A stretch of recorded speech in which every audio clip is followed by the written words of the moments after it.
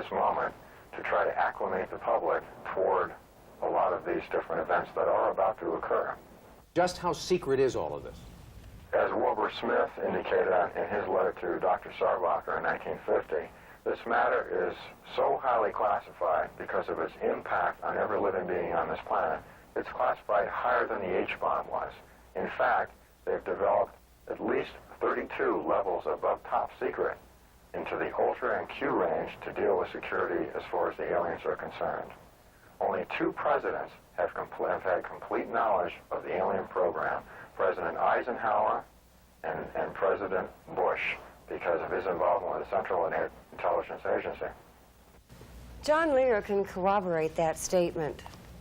The other thing, as I said, that President Reagan did not know what was going on, and he does to a certain extent. But the President of the United States does not have a high enough clearance to know the whole thing. And it's interesting to note that above top secret, there's 38 levels of clearances. That's hard to buy, that the President, if somebody has a higher clearance than the President, he's not allowed to know. Who makes that decision? If you think that's hard to buy, wait till you hear the rest of this stuff. I mean, who makes that decision? Oh, sorry, we can't let Ronald Reagan know about this stuff. It's an organization called MJ-12. It was established by President Truman by executive order in September 24th, 1947. And when Dwight D. Eisenhower was elected in 1952, he increased even the security requirements because he was military-oriented. And the military psych has a very disdain for elected officials. So he's the one that effectively let the reins of power of the executive office slip from the president into the hands of MJ-12, who runs everything now. Our research team has amassed a mountain of documents that refer to or expressly describe UFO incidents and encounters. Jody? Headquarters, Air Force Office of Special Investigations, September-November 1980. To whom this is addressed is deleted. It's a request for photographic interpretation by, again deleted, who provided negatives and film. The document describes trilateral insignia known to be on alien devices.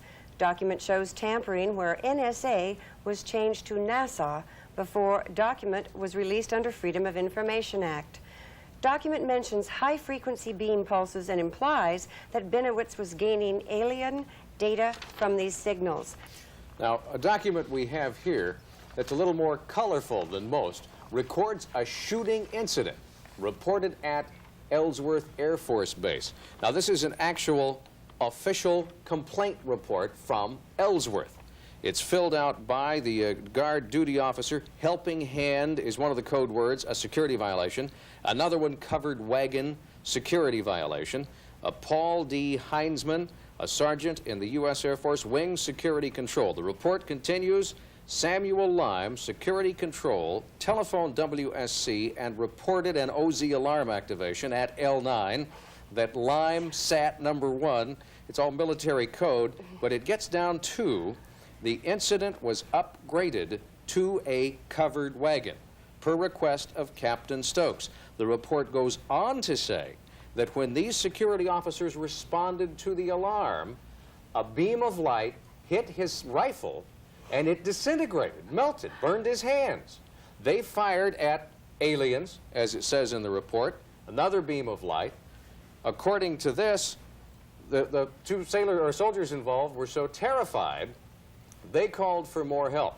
Not much question as to what happened as far as these guards were concerned, but now let's take a look and have Jody read the follow-up report. Yes, true. This document indeed is just as interesting as the one you just read. It is, however, the second part to that.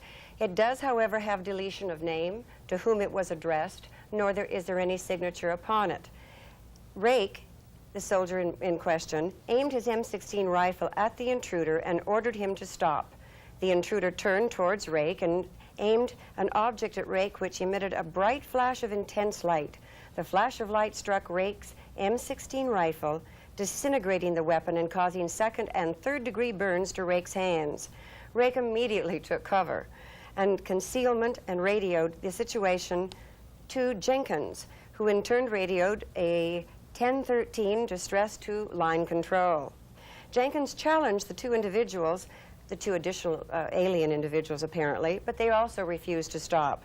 Jenkins aimed and fired 2 rounds from his M16 rifle as well. 1 bullet struck 1 intruder in the back, and 1 bullet struck 1 intruder in the helmet.